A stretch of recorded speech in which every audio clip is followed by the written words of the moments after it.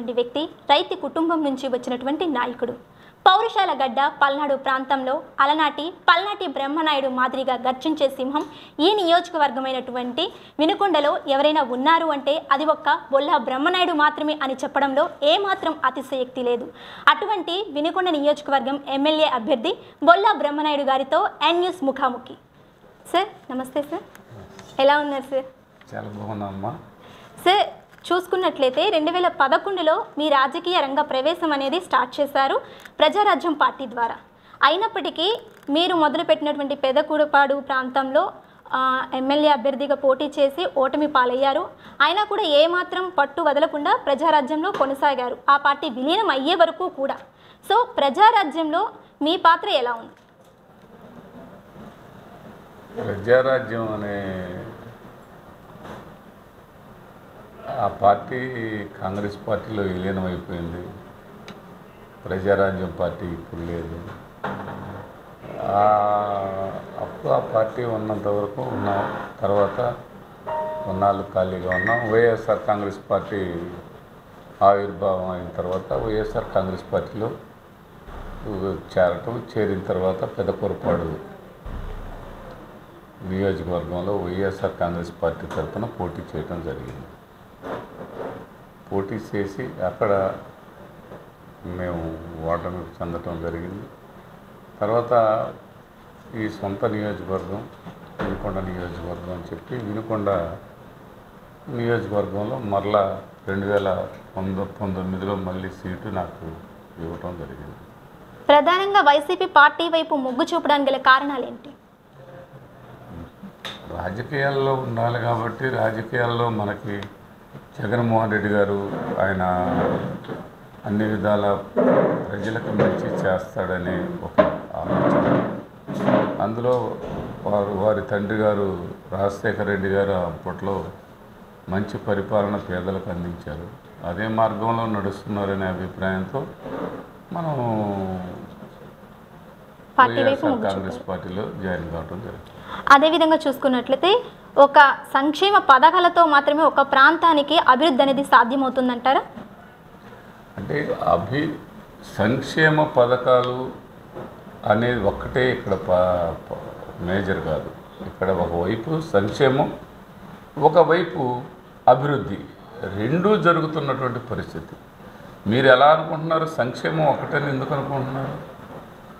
సంక్షేమంతో పాటు సంక్షేమం అంటే ప్రజలకి అమ్మఒడి దగ్గర నుంచి, ఆసరా దగ్గర నుంచి, మరి చేయూత దగ్గర నుంచి, వసంత దీవెన, విద్యా దీవెన, ఈబీసీ నేస్తం, ఇలా రైతు భరోసా, ఇవన్నీ ప్రజలకి సంక్షేమం ఇస్తున్నాం. అదే స్థాయిలో ప్రతి గ్రామ పంచాయతీకి సచివాలయం, హెల్త్ సెంటరు, రైతు భరోసా కేంద్రం, గోడౌన్స్, కోల్డ్ స్టోరేజీలు, ఇవన్నీ కూడా ఇవి అభివృద్ధి కాదంటారా? ఇప్పుడు గత ప్రభుత్వంలో మేము అభివృద్ధి చేసామని వాళ్ళు చెప్పుకునే ముందు ఈరోజు ఇక్కడ సంక్షేమం ఎంత బ్రహ్మాండంగా జరుగుతుందో అదే స్థాయిలో ప్రతి గ్రామం, ప్రతి పంచాయతీలో ఈరోజు సచివాలయం కావచ్చు, రైతు భరోసా కావచ్చు, హెల్త్ సెంటర్ కావచ్చు, ఇదంతా ఒక అభివృద్ధి కాదని అనగలరా? ఆ అభివృద్ధి కార్యక్రమంలో భాగమే ఇవాళ ఏ ఊరు వెళ్ళినా వాళ్ళకి సంబంధించిన ఒక సిబ్బంది, ప్రజలకి సచివాలయ సిబ్బంది ఒకేసారి 1,30,000 పైసలకు తీసుకున్నటువంటి ప్రభుత్వం వైఎస్ఆర్ ప్రభుత్వం. అటు ఒకవైపు అభివృద్ధి, ఒకవైపు సంక్షేమం, రెండు సమాన భావంతో ముందుకు తీసుకెళ్తున్నటువంటి పరిస్థితి కనిపిస్తూ ఉంది. వినుకొండ నియోజకవర్గం మున్సిపాలిటీ పరిధిలో ఈ 5 ఏళ్లుగా మీరు చేసినటువంటి అభివృద్ధి ఏమిటి అంటే ఏం చెప్తారు?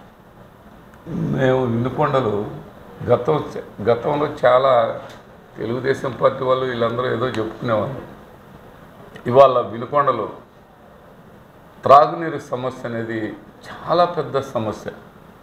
ఆ సమస్యని అన్ని విధాల పూర్తి స్థాయిలో పరిష్కారం చేయగలిగాం. మేము అధికారంలోకి రాగానే తక్షణమే గతంలో ట్యాంకర్స్తో తీసుకెళ్ళి ఆ రమ్ముల్లో పోసి గర్భిణీ స్త్రీలు, బాలింతలు లాంటి వాళ్ళు, వృద్ధాప్యంలో ఉన్న అవ్వతాతలు ఇలాంటి వాళ్ళందరూ కూడా బిందెలు పట్టుకొని బజార్లలో నిలబడితే ఎప్పుడు ఆ నీళ్ళ ట్యాంకర్ వస్తుందో తెలియదు, ఎప్పుడు రాదో తెలియదు.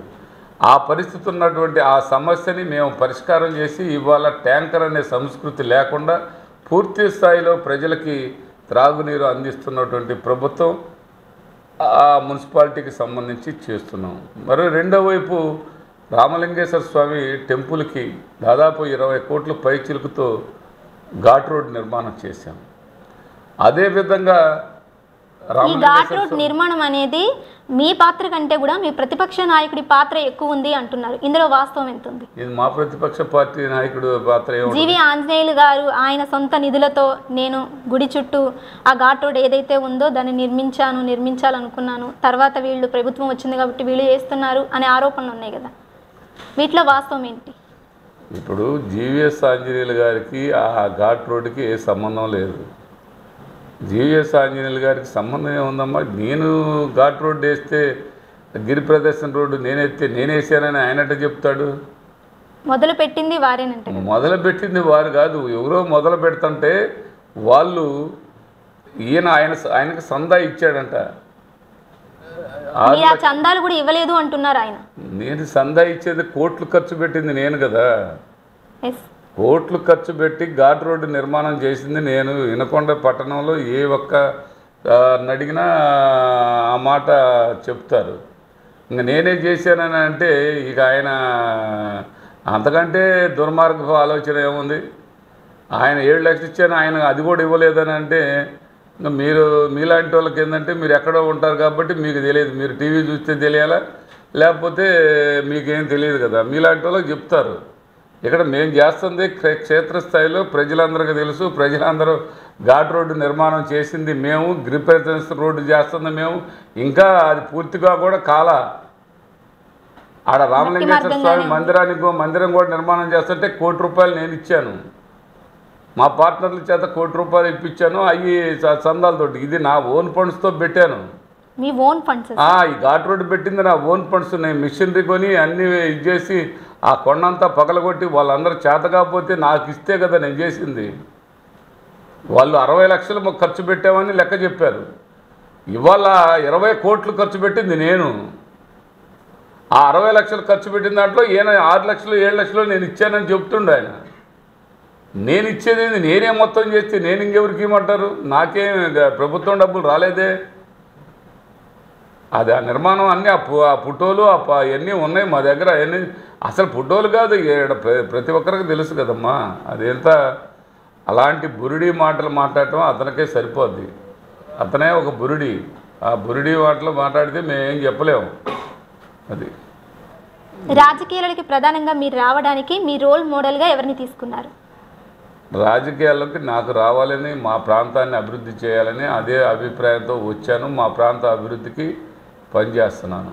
నువ్వు ఇందాక చెప్పినటువంటి ఘాట్ రోడ్డు, మంచినీటి త్రాగునీరు సమస్య, దానికి తోడు స్టేడియం, దానికి తోడు గిరి ప్రదర్శన రోడ్డు, దానికి తోడు 100 పడకల హాస్పిటలు, దానికి తోడు కాలువకట్ల మీద రోడ్లు, గావిత్రి నగర్లో చెరువు, దాని మీద ట్రాకు, దాని మీద ఈ 100 పడకల హాస్పిటల్కి తోడు మళ్ళీ SC ST 17 కోట్లతో స్కూలు, కాలేజీ, ఆ హాస్టలు, అదేవిధంగా అన్ని విధాల ఫస్ట్ వార్డు స్కూలు, ఇవన్నీ నిర్మాణం జరుగుతూ అండర్ ప్రాసెస్ బ్రిడ్జి, ఇవన్నీ చేస్తుంటే వాటన్నిటి మీద కోర్టులు కేసాడు. అవన్నీ కాకుండా చేయాలని ప్రయత్నం చేశాడు. ఆ ప్రయత్నం చేసిన దాంట్లో భాగంగా ఒకవైపు కోర్టుల మీద పోరాటం చేస్తూ వాటినన్నింటినీ చక్కదిద్దుతూ మళ్ళీ రెండో వైపు ఇలా మంచి పనులన్నీ స్పీడ్గా చేసుకుంటూ మరి వినకొండ పట్టణానికి నువ్వు అడిగావు, పట్టణానికి చేశాను, ఇంకా పల్లెలకి చాలా చేశావు. ఇవన్నీ కూడా అభివృద్ధి కార్యక్రమంలో ఒక పట్టణానికి ఒక భాగం. అదేవిధంగా రైతుల నాడి తెలిసిన వ్యక్తిగా, స్థానిక నాయకుడిగా రైతులకు మీరిచ్చే భరోసా ఏంటి? రైతు అనే విషయానికి వస్తే ఇవాళ రైతులందరికీ కూడా మిర్చి కానీ, పొగాకు కానీ, అదేవిధంగా మొక్కజొన్నలు కానీ, ఇవన్నీ ఈ పంటలన్నీ కూడా బాగా పండిని. ఆ పండిన పంటలకి ఈరోజు పండిన పంటలకి గిట్టుబాటు ధర కూడా రావడం జరిగింది. అన్ని విధాల గిట్టుబాటు ధరతో పాటు ప్రభుత్వం తరపు నుంచి అన్ని విధాల రైతులకి ఈ రైతు భరోసా కేంద్రాలు పెట్టి వాటి ద్వారా ముందు ఎకరం ఉన్న రైతుకు కూడా 13,500 ఇచ్చి రైతులను ఆదుకుంటున్నటువంటి ప్రభుత్వం వైఎస్ఆర్ ప్రభుత్వం. అందులో ఏమాత్రం సందేహం లేదు. ఇవాళ రైతులకి ఒక భరోసా, రైతు భరోసా. అదే విధంగా ఇన్పుట్ సబ్సిడీ, కంది పంట లాస్ట్ ఇయర్ ఇబ్బంది వస్తే ఇన్పుట్ సబ్సిడీ ఏర్పాటు చేయడం జరిగింది. ఈ ప్రభుత్వం నా తరపు నుంచి అన్ని విధాల అందరికీ రైతులను ఆదుకునే మంచి రైతులకి అన్ని విధాల ఎరువులు సబ్సిడీ, పురుగు మందుల సబ్సిడీ, రైతులందరికి కూడా ఎక్కడ విత్తనాల సబ్సిడీ, ఇవన్నీ కూడా ఇన్పుట్ సబ్సిడీతో పాటు ఇవన్నీ రాయితీలు కల్పిస్తున్నటువంటి ప్రభుత్వం మన ప్రభుత్వం. మన ప్రభుత్వంలో రైతుకి గోడౌన్స్, గ్రామాల్లో గోడౌన్స్ కట్టించాం. వాళ్ళు స్టాకు పెట్టుకునే దానికి అది రైతులు ఇబ్బంది పడతారని. ఇలాంటి అన్నీ చేసినటువంటి ప్రభుత్వం వైఎస్ఆర్ ప్రభుత్వం. అందులో అంత మాత్రం కాదనడానికి అవకాశం లేదు. మీరు చెప్పినట్టు ఘాట్ రోడ్ ఆయన వేసాడు అన్నట్టు అట్లాంటి వాళ్ళు ఇలాంటి బురుడి మాటలు చెప్తూ ఉంటారు. అవి మీరు వాస్తవాలు కొన్ని తెలుసుకోవాల్సిన అవసరం కూడా ఉంటుంది. అదంతా నిర్మాణం కానీ అవి కానీ అవన్నీ మేము హ్యాండ్ ఓవర్ చేసుకొని మేము చేసినవి. వాళ్ళ కమిటీని పోయి అడగండి, వాళ్ళు ఎంత పెట్టారో వాళ్ళు లెక్కిస్తారుగా. 60 లక్షలు పెట్టామని వాళ్ళు లెక్క ఇచ్చారు. 20 కోట్లు పెట్టింది నేనైతే, వాళ్ళు 60 లక్షలు పెట్టారు. ఆయన సందేహం లేదంటే ఇంకా అసలు దానికి అర్థాలు ఏముంటాయి? అలాంటి బురుడి వాళ్ళ మాటలు రైతులు నమ్మకూడదు, ప్రజలు నమ్మకూడదు. ప్రజలు మంచి జరిగే దానికోసం ప్రజలందరూ నా వైపు నాకు అవకాశం ఇచ్చారు. ఆ మంచి అంతా మేము చేశాం. అదేవిధంగా సార్, మొన్న జరిగినటువంటి బీసీ సభలో జీవి ఆంజనేయులు గారు ఏ బొల్ల మీకు ఈసారి డిపాజిట్లు కూడా దక్కవు అంటూ మిమ్మల్ని సంబోధించారు. దీన్ని ఏ విధంగా చూస్తారు మీరు? అది కరెక్టేనంటారా అలా సంబోధించడం? ఇప్పుడు వాళ్ళు మాట్లాడే మాటలు, డిపాజిట్లు ఇవ్వాలంటే ప్రజలు ఇవ్వాలి. డిపాజిట్లు ఎవరికి ఓట్లు వేయాలన్నా, ఎవరిని గెలిపించాలన్నా దేవుడు ఆశీస్సులు, ప్రజల దీవెనలు, ప్రజల మనకి సహకరిస్తే ఓట్లు వేస్తే మనం గెలుస్తాం. నీకు డిపాజిట్లు రావని ఆయన అంటే ఏ బొల్ల అంటూ కూడా వ్యాఖ్యానించారు. ఏ బొల్ల అంటే ఆయన విజ్ఞాతకు వదిలేద్దాం.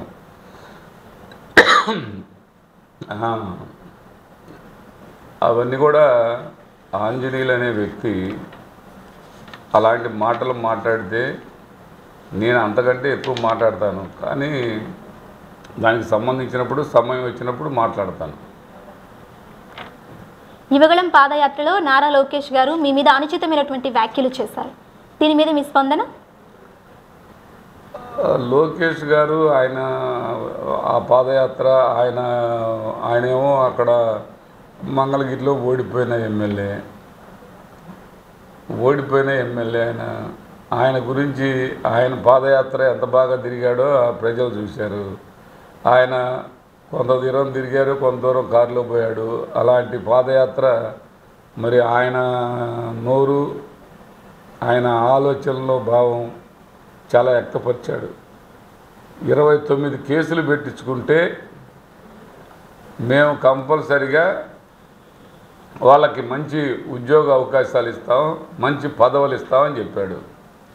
అంటే 29 కేసులు పెట్టించుకున్నాక అతను బాగా కష్టపడి వాళ్ళ తల్లిదండ్రులు చదివించుకున్నటువంటి వాడిని ఇలాంటి రెచ్చగొట్టే మాటలు మాట్లాడి, ఆ రెచ్చగొట్టిన మాటల్లో వాళ్ళ జీవితాలని అన్ని విధాల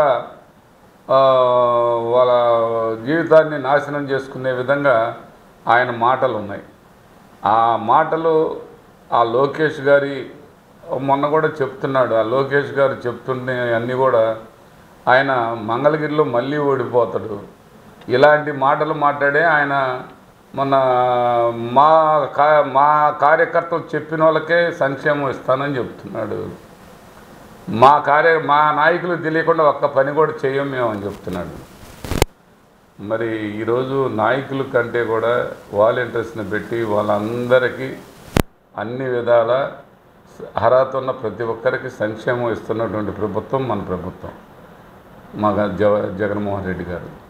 గౌరవ ముఖ్యమంత్రి ఆలోచనలలో భావాలు, ఆయన ఆలోచనలో అభివృద్ధి, ఆయన ఆలోచనలో సంక్షేమం, ఆయన ఆలోచనలో అన్ని విధాల ముందుకి ఆంధ్ర రాష్ట్రాన్ని ముందుకు తీసుకెళ్తున్నటువంటి ముఖ్యమంత్రి మన ముఖ్యమంత్రి గారు జగన్మోహన్ రెడ్డి గారు.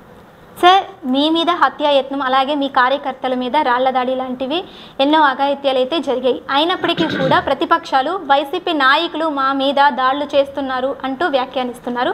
దీన్ని మీరు ఏ విధంగా ఖండిస్తారు? ఇప్పుడు దొంగ అన్నట్టు వాళ్ళందరూ కావాలని నా మీద దాడి చేయాలని ప్రయత్నం చేశారు. ఆ దాడి చేసినటువంటి దాడుల్లో చాలాసేపు వాళ్ళ 500 మంది కార్యకర్తలు ఉన్నారు. నేను ఇద్దరు ఉన్నారు నా బండిలో, నేను నా గన్మ్యాన్ ఉన్నాడు. ఒక ప్రోగ్రాంకి వెళ్తున్నటువంటి సందర్భంలో ఆయన అలా మాట్లాడటం జరిగిందే కానీ అలా అడ్డగించడం జరిగింది. దానికి తగిన విధంగా కార్యకర్తలు అటు ఇటు రాళ్ళు రూపుకున్నటువంటి పరిస్థితి మనం చూసాం. అంతేగాని మనం అలా ఒకరిని రెచ్చగొట్టి ఈ ప్రాంతాన్ని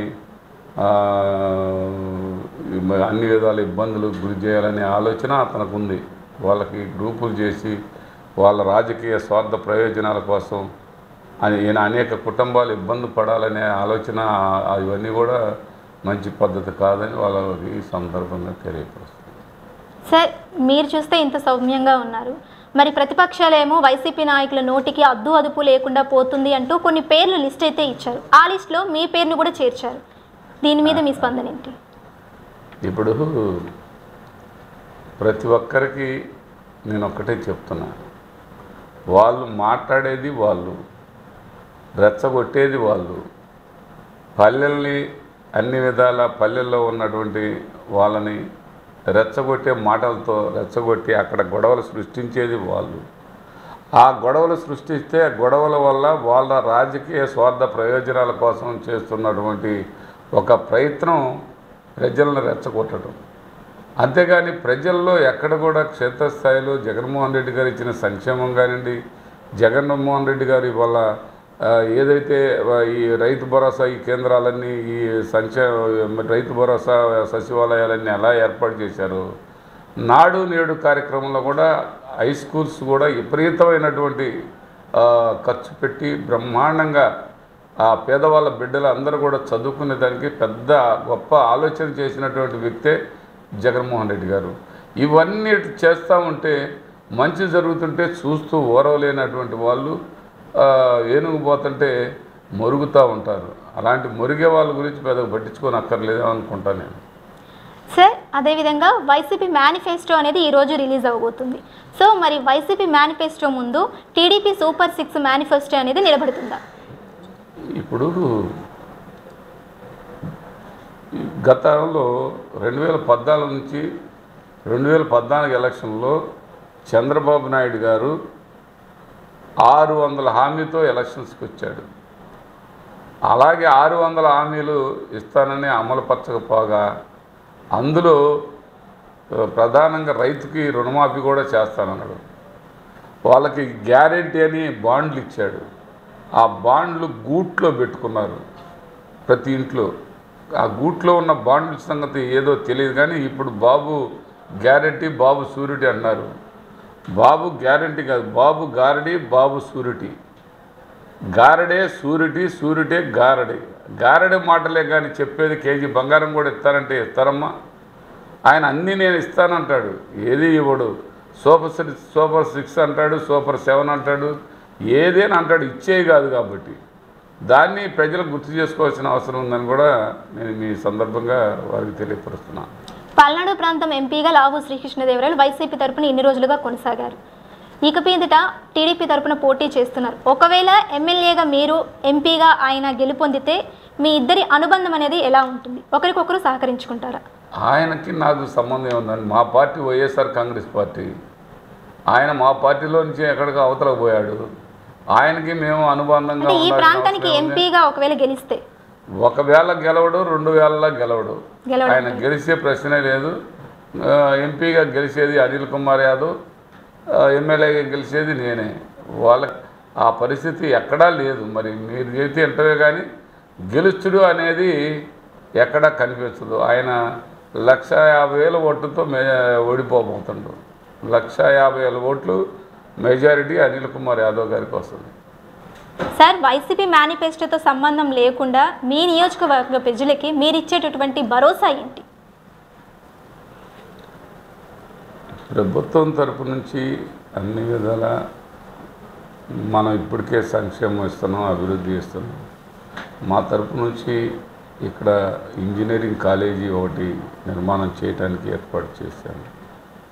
అదేవిధంగా అగ్రికల్చర్ కాలేజీ, హార్టికల్చర్ కాలేజీ అవి కూడా ఏర్పాటు చేయడానికి అన్నీ కూడా చాలా వరకు పూర్తి కావాల్సింది. ఇంకా వచ్చేవరకు మా వినుకొండ ప్రాంతానికి ఒక మంచి గుర్తింపు వచ్చే విధంగా ఒక 120 ఎకరాల్లో వన పార్క్ అనేది పెడుతున్నాం. అది కూడా చాలా వరకు అవుతూ ఉంది. అది కూడా చేస్తాం, పూర్తి చేస్తాం. ఇలాంటి అభివృద్ధి కార్యక్రమాలన్నీ కూడా మన వినుకొండకి అన్ని విధాల మంచి జరుగుతుందని, మంచి చేస్తున్నామని, మంచి చేస్తానికి గౌరవ ముఖ్యమంత్రి జగన్మోహన్ రెడ్డి గారు మాకు అన్ని విధాల ఆయన సహాయ సహకారాలు అందిస్తున్నారు. కాబట్టి ఎక్కడ కూడా సందేహం లేదు, మంచి జరిగింది, మంచి పాలన. సార్, రాబోయే ఎన్నికలలో మీరు ఎంత మెజారిటీతో గెలుస్తారనుకుంటున్నారు? రాబోయే ఎన్నికలు చాలా మరి ప్రతిష్టాత్మకంగా తీసుకున్నారు ఇరు వర్గాల వారు. కానీ వైఎస్ఆర్ కాంగ్రెస్ పార్టీ వినుకొండలో గతంలో 29,000 మెజార్టీతో గెలిచాను. ఈ 2024 ఈ ఎన్నికల్లో 40,000 మెజార్టీతో గెలవబోతున్నాను. ఇది ఫిక్స్. అంటే గౌరవ ముఖ్యమంత్రి జగన్మోహన్ రెడ్డి గారు చేస్తున్నటువంటి సంక్షేమం, జగన్మోహన్ రెడ్డి గారు ఈ పెన్షన్ విధానాలు, వీటన్నిటిని చూస్తే ప్రజలందరూ కూడా ఫిక్స్ అయి ఉన్నారు. వైఎస్ఆర్ కాంగ్రెస్ పార్టీకి ఓటేయాలి, జగన్మోహన్ రెడ్డి ముఖ్యమంత్రి కావాలనేది ప్రజల ఆలోచన అంతా కూడా ఎక్కడ మార్పు లేదు. అందువల్ల నేను 40,000 మెజార్టీతో మేము విజయం మాదేనని ఈ సందర్భంగా మీకు తెలియజేస్తున్నాను. ఈసారి మళ్ళీ అధికారంలోకి మీరే వస్తే ఈ నియోజకవర్గానికి మీరు చేసేటటువంటి అభివృద్ధి పనులు ఏమిటి? చెప్పాను కదా, ఇప్పుడు horticulture college, agriculture college, engineering college, ఇలా వీటిని డెవలప్ చేస్తాను. ఇంకా ఇండస్ట్రీ పరంగా ఆవుల పాము, గేదెల పాములు ఇవన్నీ కూడా ఏర్పాటు చేస్తున్నాం. ఇవన్నీ కూడా అభివృద్ధి కార్యక్రమంలో ఒక భాగమేనా.